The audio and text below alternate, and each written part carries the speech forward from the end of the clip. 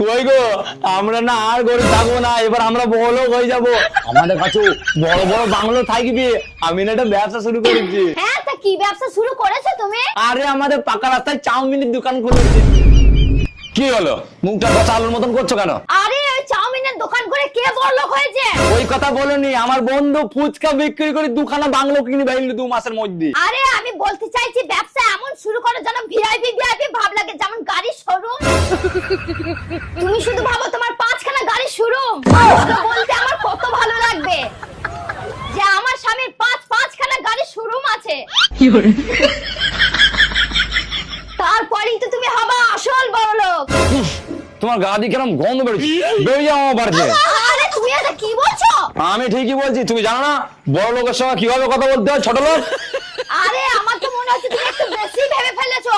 আমি একটু পরে আসছি। হ্যাঁ, যা যা যা, আর আসার সময়